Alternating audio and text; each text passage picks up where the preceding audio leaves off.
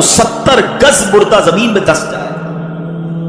ये अजाब भी अहदीस में ही बयान हुआ।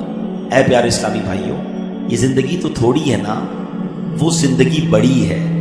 इस दुनिया में कम रहना है, उस दुनिया में ज्यादा रहना है, तो फिर क्यों ना उधर की बात करें। जलीलुल कदर ताबई सैयदुना हसन बसरी रहमतुल्लाहि तआला अलैह एक बार अपने घर के दरवाजे पर तशरीफ फरमा थे। वहां से एक जनाजा गुजरा, आप भी उठे और जनाजे के पीछे चल दिए।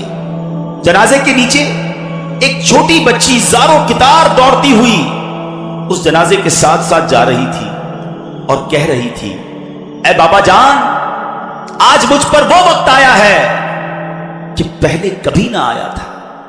हजरत सैयदना हसन बसरी रहमतुल्लाहि ताला अलैह ने जब ये दर्द भरी आवाज सुनी तो आंखें अश्कबार और दिल बेकरार हो गया।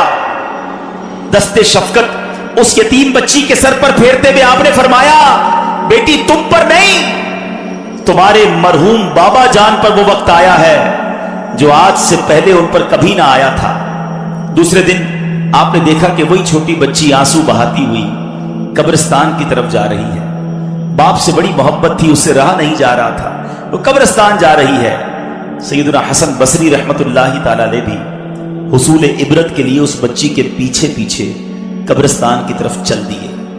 जब कब्रिस्तान पहुंचकर वो छोटी बच्ची अपने वालिद मरहूम की कब्र से लिपट गई, हजरत सैयदना हसन बसरी झाड़ियों के पीछे बैठ गए, छुप गए कि देखूं ये बच्ची क्या कहती है। वो छोटी बच्ची अपने रुखसार अपने बाबा जान की कब्र की मट्टी से लगाकर कहती है, ऐ बाबा जान, आपने अंधेरे में चराग और गम खार के बगैर कब्र की पहली रात कैसे गुजारी। ऐ बाबा जान, कल रात तो मैंने घर में आपके लिए चराग जलाया था, आज रात कब्र में चराग किसने रोशन किया होगा।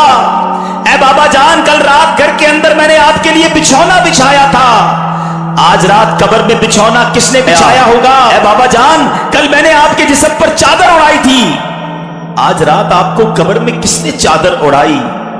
ऐ बाबा जान, कल तो आपको जब भूख लगी थी तो मैंने आपको खाना पेश किया था, आज रात कब्र में जब आपको भूख लगी तो किसने खाना दिया होगा।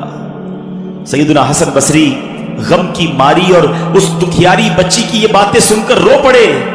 करीब आए और कहा, बेटी इस तरह नहीं बल्कि यूं कहो, है बाबा जान, दफन के वक्त आपका चेहरा किबला रुख किया गया था, क्या अब भी आपका चेहरा उस हालत पर है या आपका चेहरा फेर दिया गया है। ए बाबा जान, आपको साफ सुथरा कफन पहनाया गया